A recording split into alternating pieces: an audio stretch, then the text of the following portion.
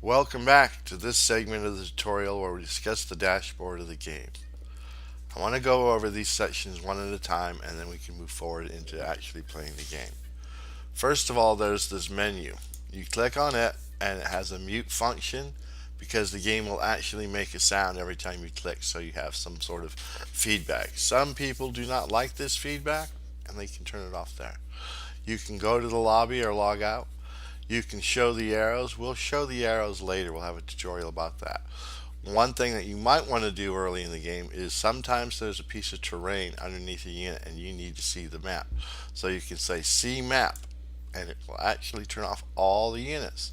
Sometimes you don't know which is the hex after you turn the units off because you want to see under a particular unit. You can go see both, and that way you can see through the unit and see under it and see what's in the map. You usually want to really see the units themselves and then play the game like that. This is the info drop down. It has all the info of the game, like who's playing which side, the name of the game, the name you applied to it, and some debug information.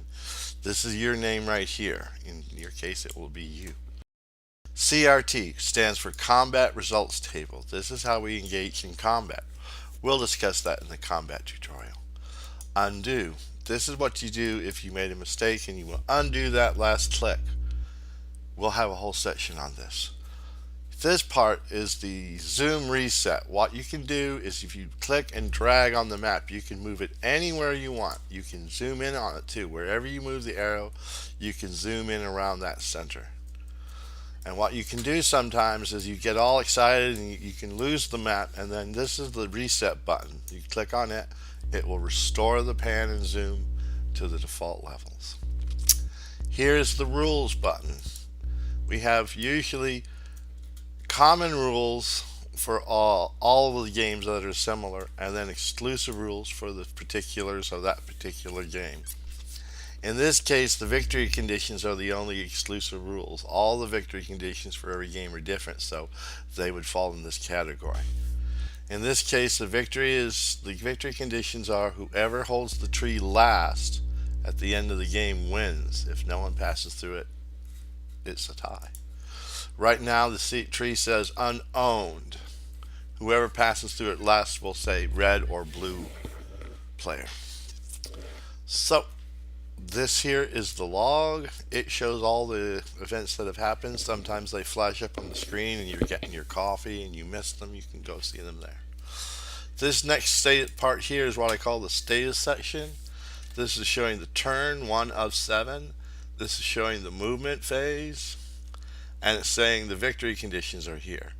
Nobody's owned the tree yet. When the person owns the tree, it will say red or blue owns the tree. This is the button for doing the unzoom full screen like we showed in the last button.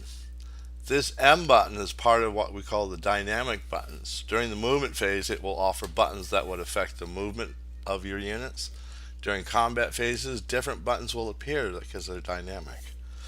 This is the debug button. You push it when you want to log a bug report. I'll have a section on that. And finally, when you're done with your current phase and you've moved or attacked with all your units, you hit next phase. Thank you very much. Please watch the next segment of the tutorial when we discuss the movement of the units themselves. Thank you very much.